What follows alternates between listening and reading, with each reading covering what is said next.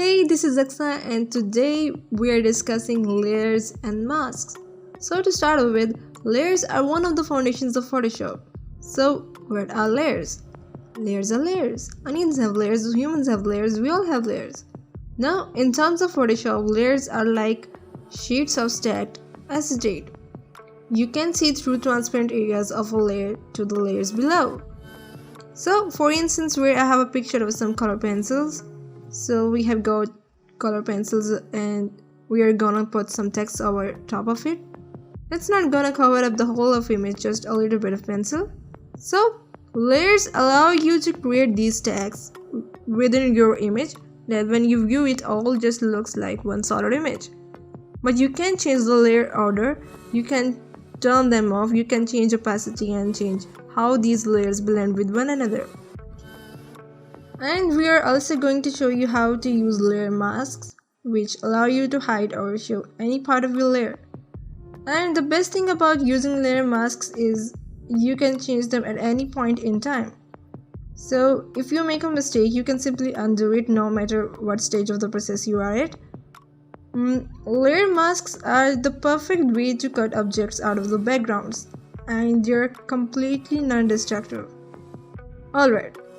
Let's jump into Photoshop. So here's our image for today's episode, and if you don't see your layers panel right over here, simply go to Windows and down to layers. Make sure it has a checkbox next to it.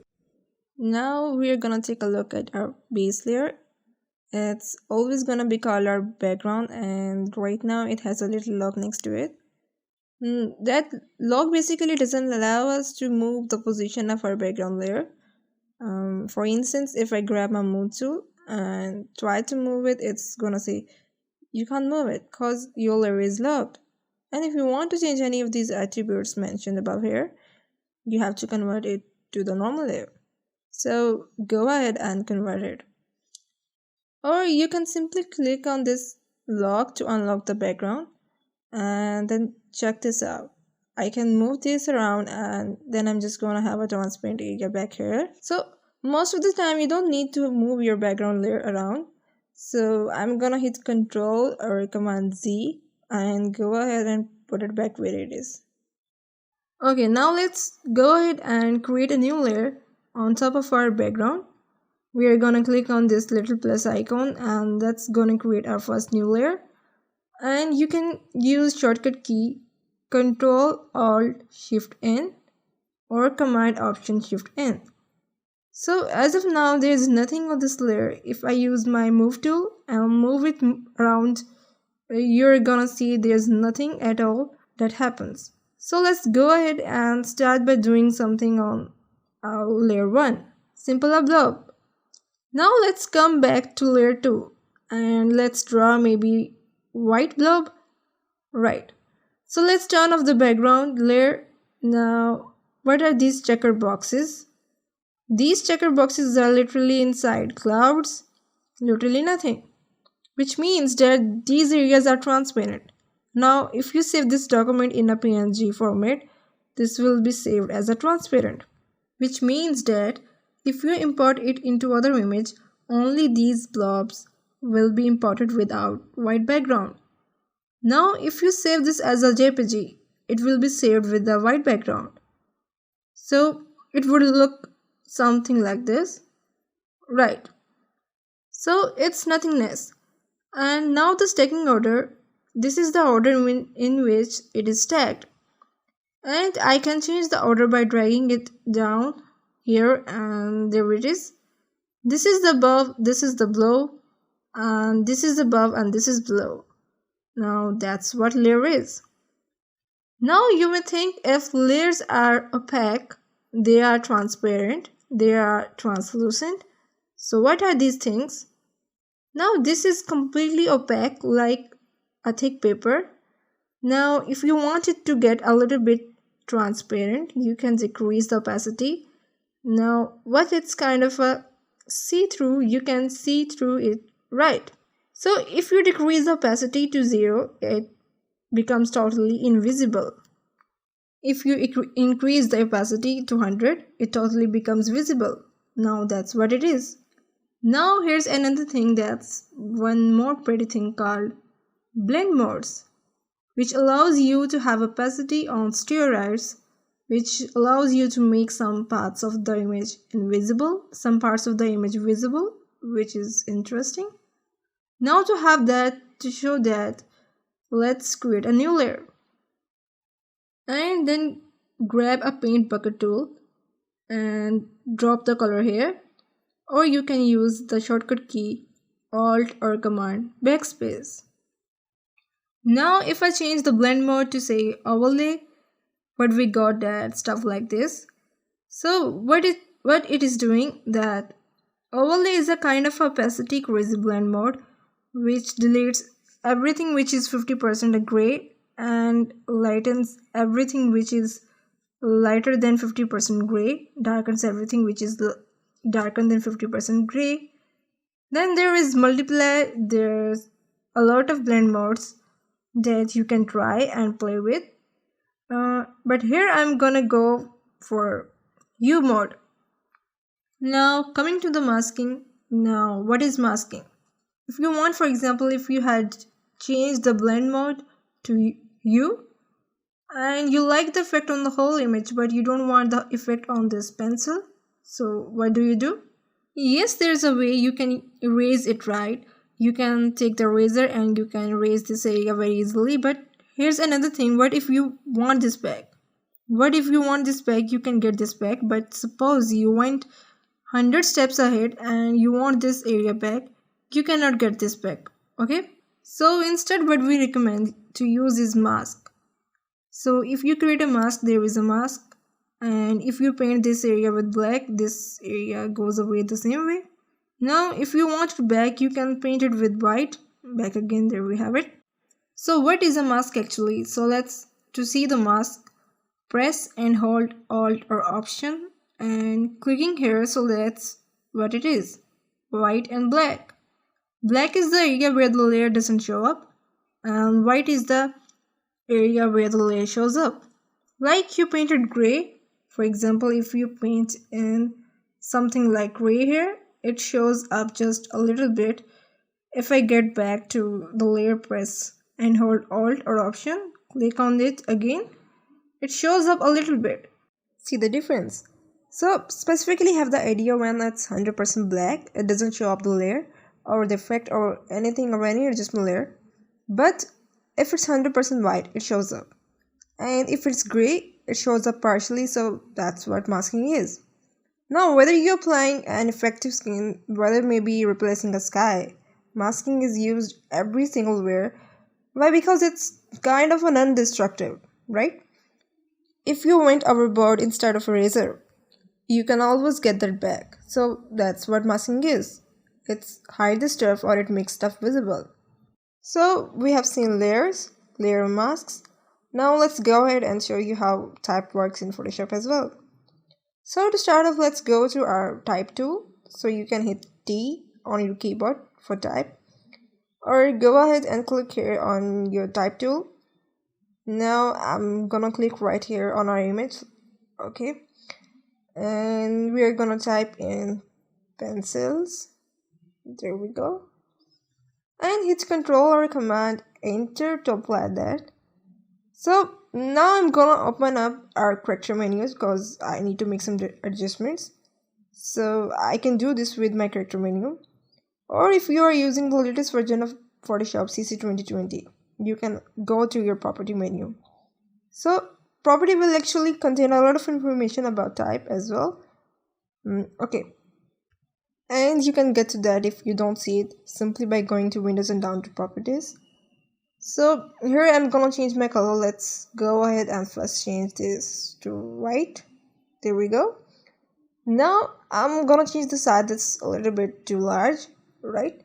So we're gonna click and drag the size a little bit further down, and I'm gonna use my move tool to kind of move it around our image just a little bit. There we go. And let's make this a little bit smaller. Now you can change the font face if you would like. You have all these different options of what you would like your font face to be, okay? Here I'm gonna go with letter, and we have font weight. I could go anything from I very thin font weight all the way to something that's very thick, like letter black. Okay, now I think this actually looks pretty cool right there. My goal here is to hide some of this text behind our pencils. Let's go ahead and put it right about there. There we go. That looks pretty good with the entire image. So now we want to do is to add a layer mask to this type layer. So again, we'll just click on our layer mask icon. Looks like gray rectangle with a dark circle in it. So let's go ahead and click there, and we have added a layer mask.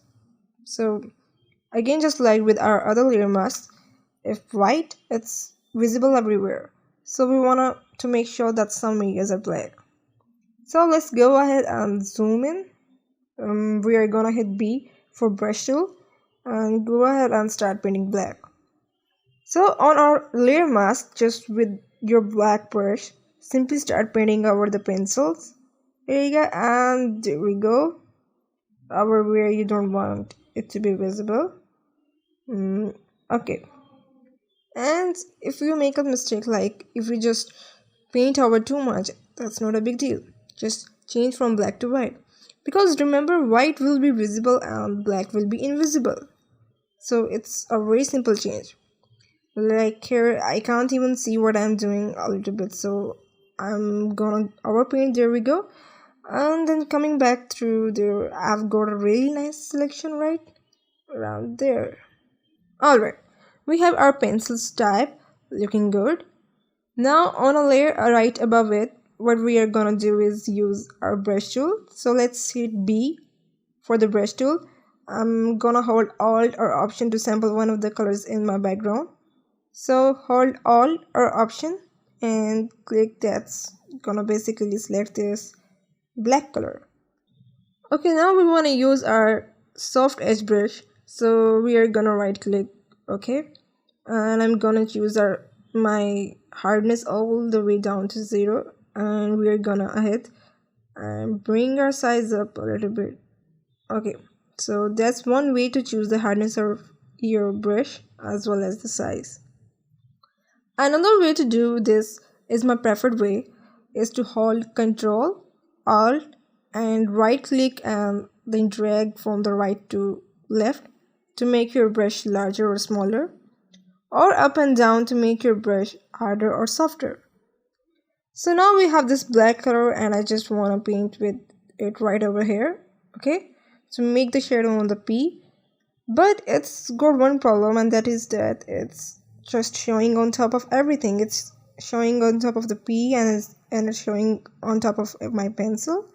So what we need to do now is add what's called a clipping mask. So anytime you want a layer like this, we'll just double click and go this shadow. There we go. And if I want my shadow to only be visible where my pencil is visible, then we create a clipping mask. So to do this, very easy, just right click and we go to create clipping mask. There we go. And check that out. Now this shadow is only visible just we'll look at that. That's so cool. It's only visible just where the type is visible. Okay. And I'm going to change blend mode from normal down to multiply. And also gonna change type mode from normal down to overlay. And just make copy of this tab and reduce the opacity of this layer to 45%. There we go. So there are a lot of different types of layers in Photoshop. You have standard layers, layer masks, type layers, clipping masks, and now I'm going to show you how adjustable layers work, which are a little bit more special property and will adjust your entire image. And this is the last thing we are going over here in our layers. So our adjustment layers are located right down here. Looks like a circle, half of it's dark and half of it's light. So let's click there and I'm going to go down to hue saturation. Okay, now you can see I'm able to change hue saturation here and the style box. But instead of applying it directly onto the layer, it created a new layer for our hue saturation, and that's the way adjustable layer works. They are very handy when it comes to changing colors in Photoshop. So let's go ahead and turn that on and take a look at some of the options that we have within hue saturation. Alright guys, so by default, your hue saturation is going to adjust all the colors in your image. Let's grab a hue slider here, and I'm just going to click and drag this to the left, and we can see all of the colors in our image are eventually going to change, which makes our image looking now pink. And even it started out as a different color, started out green, but it is going to change as we adjust our hue. Now the same thing is true with saturation. Saturation is how much color you actually have. So bringing your saturation up, it's going to give you a lot more color. Bringing your saturation all the way down is going to make it back to grayscale or somewhere in between. It's kind of a little bit harsh, so I'm just going to reduce some of its opacity. Like here it looks pretty good. Now you can adjust your lightness here, which just basically this works a lot like moving towards right, it increases light, and if you bring that to the left, you're gonna see you're gonna basically takes your lights, your whites, and makes them a little bit darker. So generally I leave my lightness at 0. That tends to give me the best results. Alright, and just like we had a regular layer has a layer mask, all of our adjustable layers have layer masks as well. So for instance, if I paint black on a layer mask to my adjustable layer, it makes the layer invisible, and white will make it visible on the layer mask. Now in this case, I actually like this color adjustment to my image. I think this looks great. So now it's time for a little cleanings and organization. So here's what we are gonna do. We have our text and our shadow. I'm gonna go ahead and group those together because I want them to act as one. So let's hold Control or Command and click on the 2 of those, and then you can either click on your group icon right down here or hit Control or Command G. Okay, we're just gonna go double click and call that text. I'm also gonna click on this eyeball and I'm gonna give it a color, and we're gonna go ahead and color it red. There we go. I'm gonna group the pencil with itself. There we go. I'm gonna right click on the eyeball here and make that green. Okay, and then we have this layer. We're gonna call this unused and give this color orange. Now here we have a very well organized file. So our text, there we go, very easy to see what's inside of our text group, which we can turn off and on. Our pencil group, and there is unused group. So what started out as just a mass of layers, type layers, clipping masks, and adjustable layers, and now is very well organized and very easy to see exactly what we are done. So here are the very end. It's important to go ahead and save this as a PSD, which is a layered file, so we can get back to these layers at any time. That way we can be able to make any change in this document later. Thank you so much for watching this video. I hope you enjoyed it, and I'll see you in the next video. Till stay tuned. Bye everyone.